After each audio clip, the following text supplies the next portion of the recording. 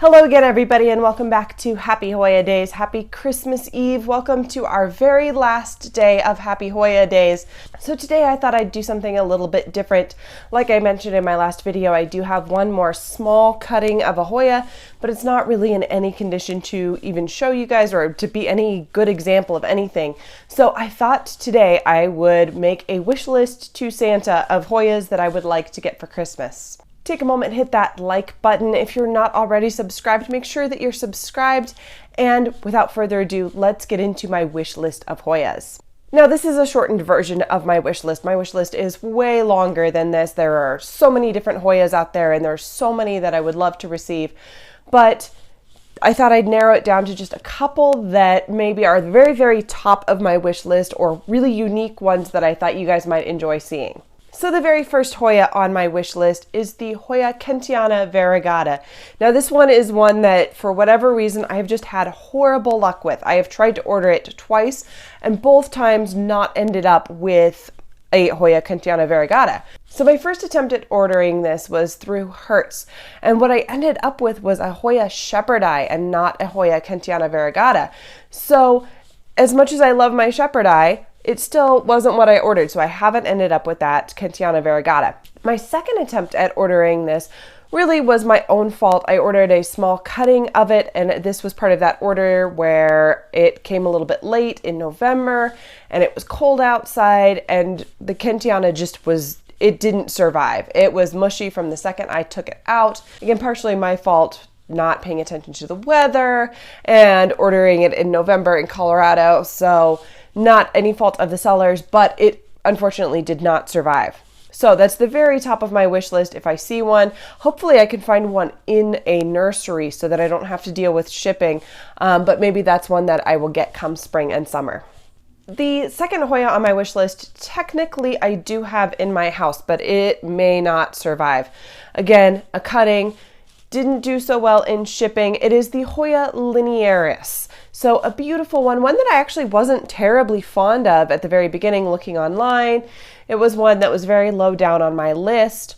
But as I've seen the full-grown plant, I've discovered that it really is a beautiful, beautiful plant. The way it drapes, it would be beautiful to have hanging in a corner or on a corner shelf where it can drape over. And I have a very, very small cutting of this particular variety, but there are no leaves on it, and it is probably not going to push out any roots. I will keep it in my leca for another week or two and see if it will start to push out any roots, but it might be one that I have to reorder.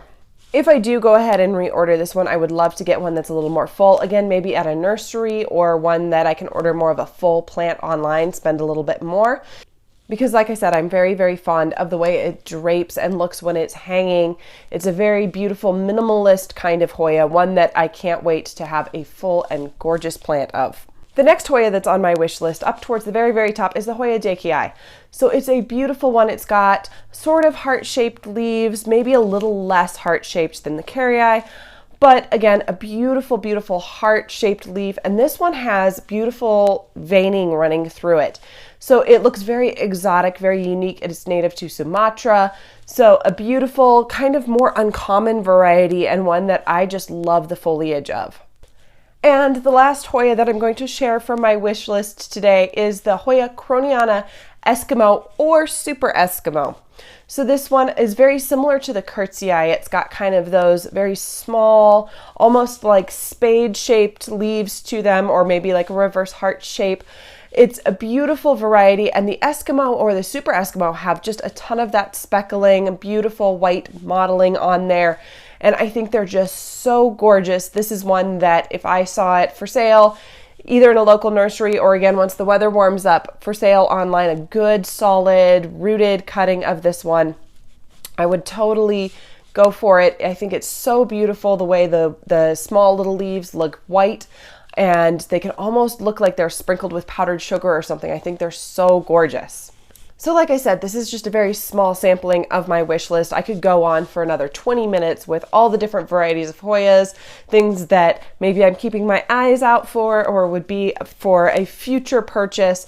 But overall, these are the top couple that if I find one Hoya under my tree, these are the ones I hope Santa brings me. Thank you guys again so much for joining me for today's video and for all of the Happy Hoya days. I hope that your holidays are wonderful and that you spend time with your friends and your family and you have a wonderful and a relaxing holiday season. I'll see you guys again very, very soon with a brand new video. I hope you have a wonderful holiday. Bye.